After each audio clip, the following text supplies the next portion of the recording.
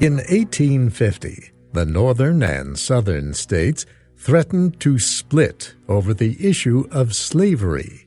At that time, owning slaves was legal in the southern states. Many northerners opposed slavery, and the question remained, should slavery be legal in new territories in the western part of the country?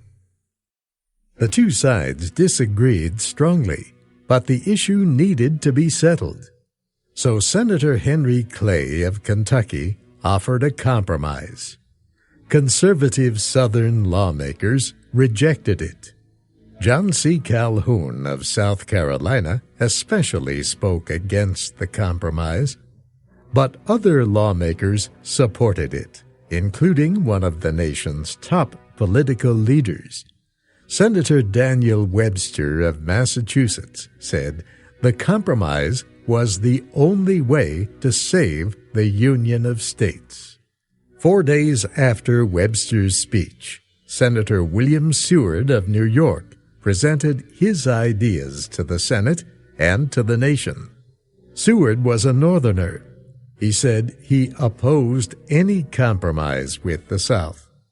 He said he did not want slavery in the new Western territories, and he called for a national policy to start peacefully ending slavery everywhere. Seward criticized Daniel Webster for speaking against abolition societies. He said such groups represented a moral movement that could not be stopped. He said the movement would continue until all the slaves in America were free. Seward then criticized John C. Calhoun. He denounced Calhoun's demands for a political balance between the North and South. He said this forced balance would change the United States from a united national democracy to an alliance of independent states. In such a system, he said, the minority would be able to veto actions of the majority. A few weeks after Seward spoke, John C. Calhoun died. One newspaper in Calhoun's home state said, "The senator's death is best for the country and his own honor. The slavery question will now be settled." Calhoun would have blocked a settlement. In fact, many lawmakers had come to support the idea of Senator Henry Clay's compromise, but they could not agree on which parts of it to pass first. Southern supporters were afraid that if a statehood bill for California was passed first, then Northerners would refuse to pass the other parts of the compromise. So Southerners wanted to include all parts in one bill. A committee of 13 men was named to write a bill based on Henry Clay's compromise. The committee had 6 members from slave states and 6 from free states. Senator Clay was named to lead it. 3 weeks later, the committee offered its bill. It was much like the compromise Clay had first proposed. It made California a free state. It created territorial governments for New Mexico and Utah. It settled the border dispute between Texas and New Mexico. It ended the slave trade in the nation's capital, the District of Columbia, and it urged approval of a new law dealing with runaway slaves. For about a month, the bill seemed to have the support of President Zachary Taylor. But then the president made it clear that he would do everything he could to defeat it. Taylor did not think the nation was in crisis. He did not believe the dispute over slavery was as serious as others did. He had his own plan to settle one part of the dispute. He would make the new territory of California a free state. There, slavery would be banned. Taylor's plan did not, however, settle other parts of the dispute. It said nothing about laws on escaped slaves. It said nothing about slavery in the District of Columbia. It also said nothing about the border dispute between Texas and New Mexico. Senator Clay, who had offered the compromise, questioned President Taylor's limited proposal. Clay said, "Now, what is the plan of the president? Here are 5 problems, 5 wounds that are bleeding and threatening the life of the republic. What is the president's plan? Is it to heal all these wounds? No such thing. It is to heal one of the 5 and to leave the other 4 to bleed more than ever." While the debate continued in Washington, the situation in Texas and New Mexico got worse. Texas claimed a large part of New Mexico, including the capital, Santa Fe. Early in 1850, Texas sent a representative to Santa Fe to take control of the government. The United States military commander in New Mexico advised the people not to recognize the man. The governor of Texas was furious. He decided to send state soldiers to enforce Texas's claims in New Mexico. He said if trouble broke out, the United States government would be to blame. President Taylor rejected Texas's claims. He told his Secretary of War to send an order to the military commander in New Mexico. The commander was to use force to oppose any attempt by Texas to seize the territory. The Secretary of War said he would not send such an order. He believed that if fighting began, Southerners would hurry to the aid of Texas, and that, he thought, might be the start of a Southern struggle against the federal government.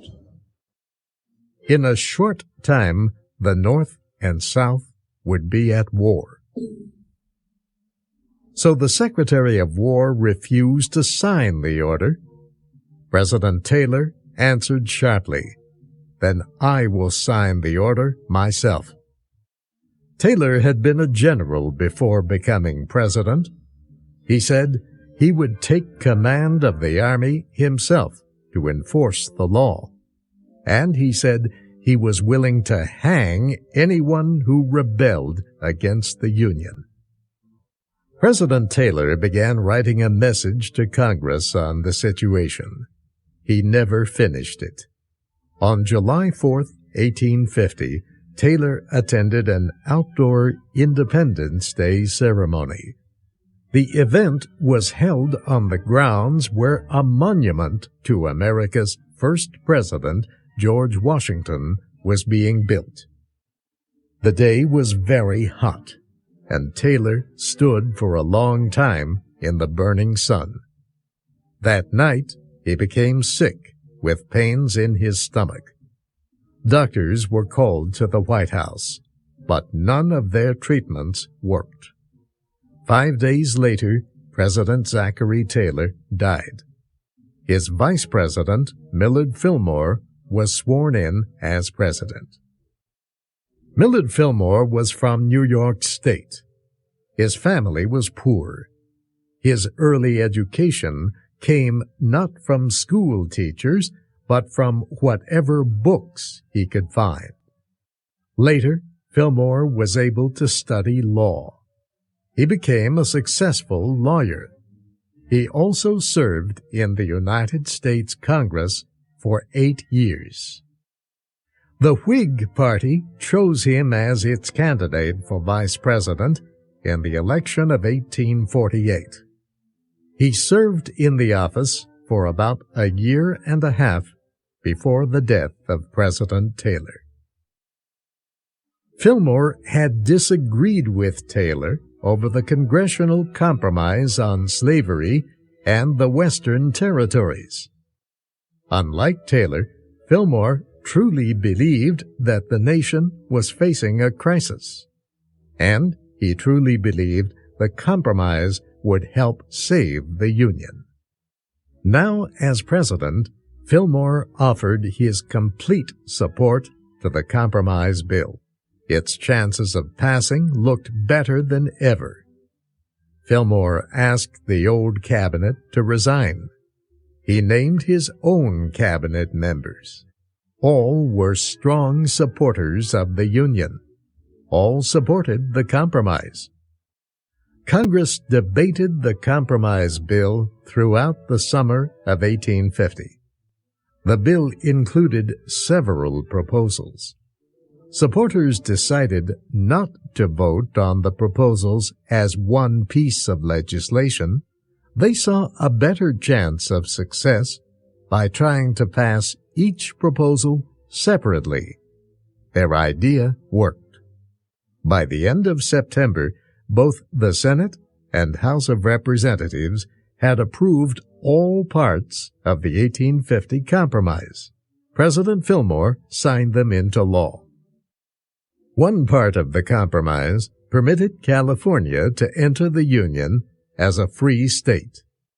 One established territorial governments in New Mexico and Utah.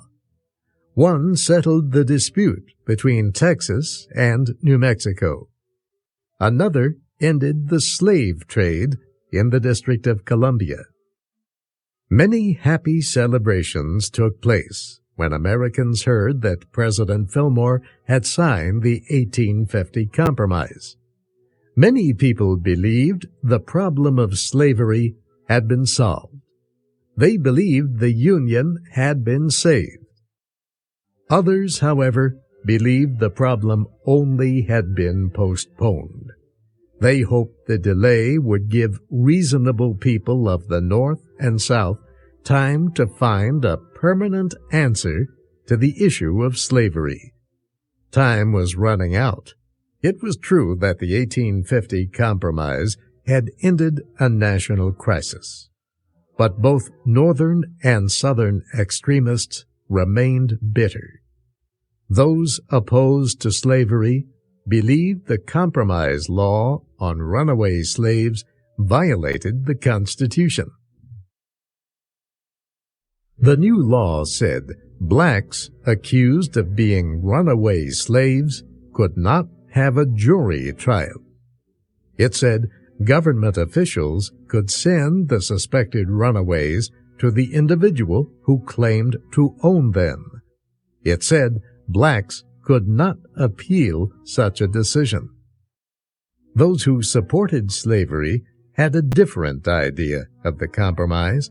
They did not care about the constitutional rights of blacks. They considered the compromise a simple law for the return of valuable property.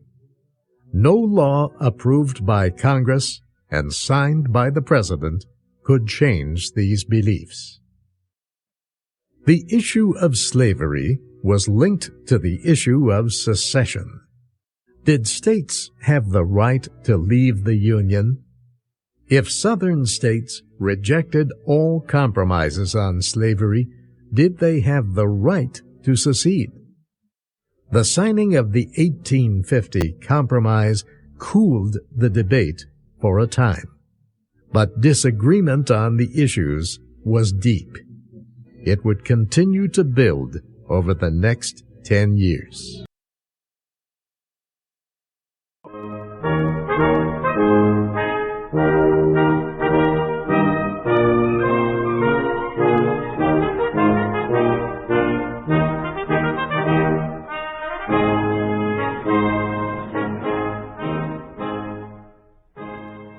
Thank you for watching. can you do me a favor? Please leave a comment in the comment section below. That would really help. Thank you, and see you again soon.